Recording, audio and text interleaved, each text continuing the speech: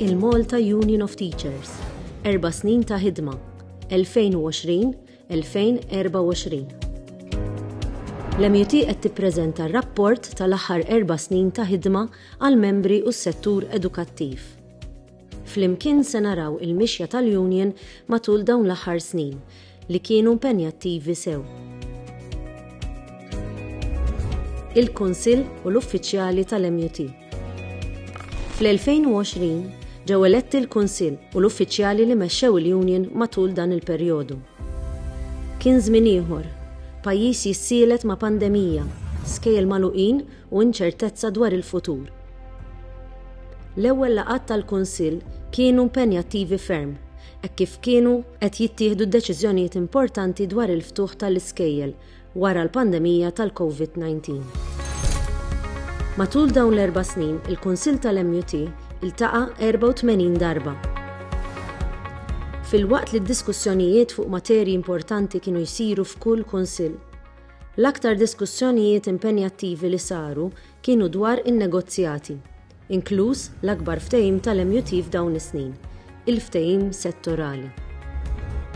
Il-membri msieħba fl-MUT. Il-membri individwali u kollettivi huma l-qofol tal-ħidma tal-MUT. L-MUT għenet eluf ta' membri, kemm permezz tal-informazzjoni, kif ukoll permezz ta' għajnuna u rappreżentazzjonijiet individwali. Matul dawn is-snin, il-membri tal-MUT telgħu għal 10,400. Fil-waqt li l-ħidma fuq livell individwali hi essenzjali għal membri, il-ħidma kollettiva tagħmel differenza għal numru kbir ta' membri u dan sar matul il-perjodu kollu ta' dan it-term. L-MUT komplet issaħħaħ is-servizzi lil membri li lin ukoll mill-għajnuna trade unionistika. Assistenza lil membri. L-MUT ħasset li għandha tagħti servizzi addizzjonali lil membri li jeħtieġu l-għajnuna. Dan wassal sabiex, permezz ta' professjonist fil-qasam, numru ta' membri attendew għal sessjonijiet ta' għajnuna psikoterapeutika. Għajnuna psikoterapeutika bdiet tiġi offruta mingħajr ħlas lil membri li jiġu riferuti għas-servizz. Dan qed isir bil-konfidenzjalità kollha meħtieġa u skont ix-xewqa tal-membri konċernati. F'xi ċirkustanzi skont il-każ, l-uffiċjali, il-professjonist fl-għajnuna psikoterapeutika u t-tim legali ħadmu flimkien sabiex jassistu fejn meħtieġ. Il-laqat uffiċjali. Il-ħidma tal-MUT f'dawn is-snin kienet teħtieġ laqat kontinwi. Matul dawn il-laqat ġew diskussi diversi temi u ttieħdu diversi deċiżjonijiet għal ġid tal-membri u tas-settur edukattiv. L-uffiċjali tal-MUT kienu involuti f'eluf ta' laqat matul dan il-perjodu.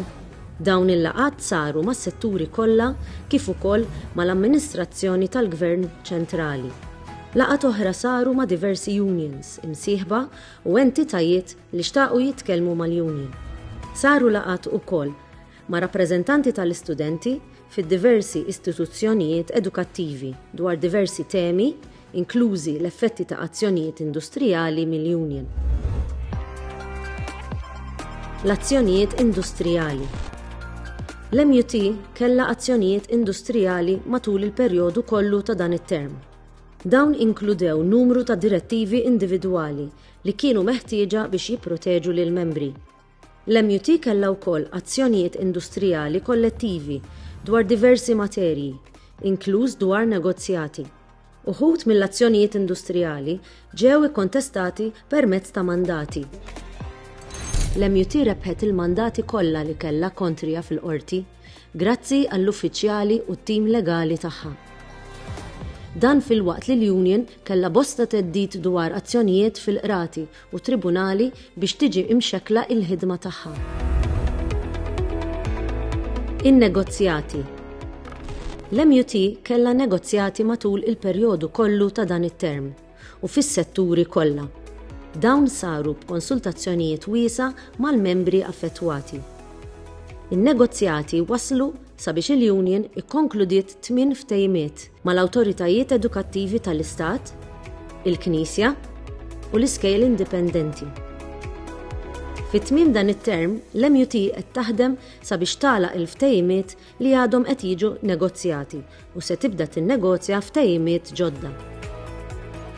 L-MUT se tkun qed tinnegozja 11 il-ftehim ġdid.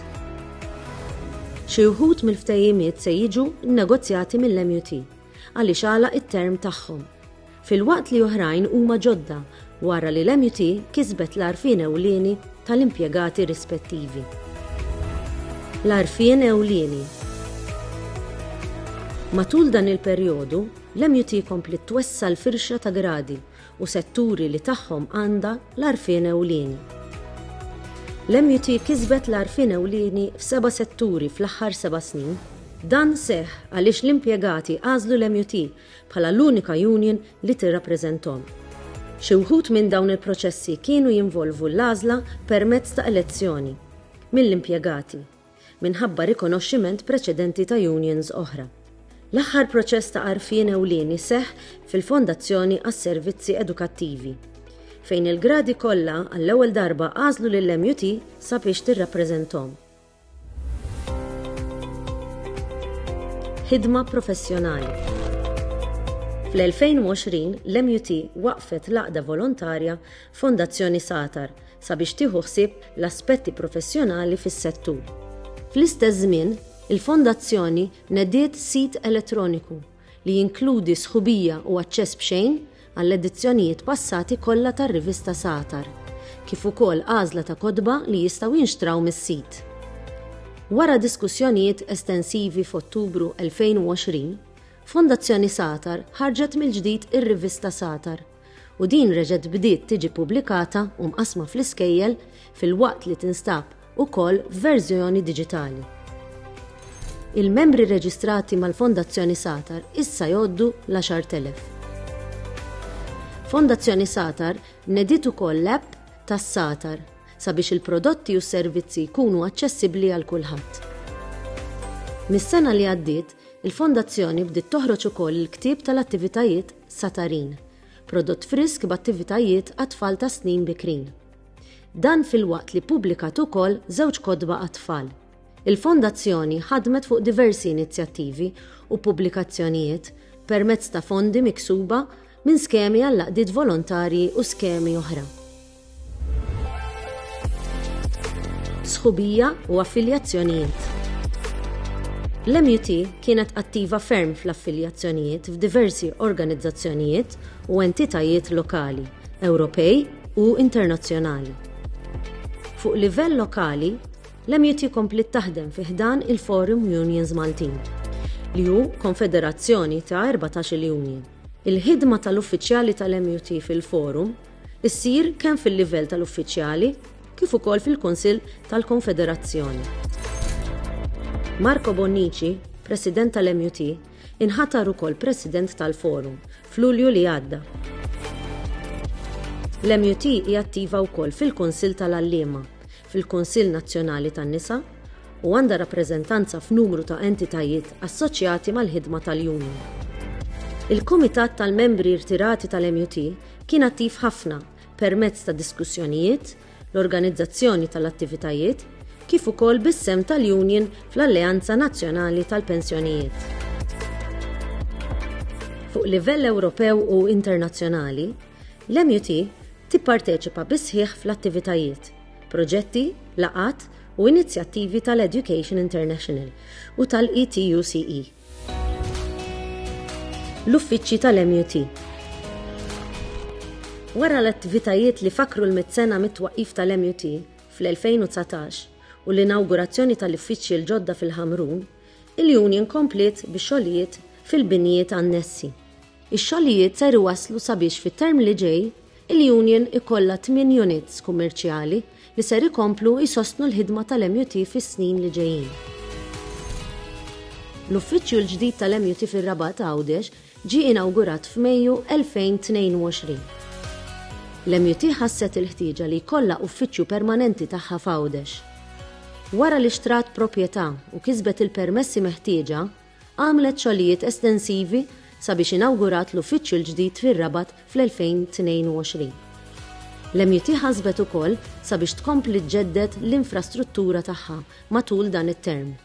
Kemm fejn jidħol l-aċċess għall-internet, servers, telefonija, sistemi tal-IT u oħrajn. Il-komunikazzjoni.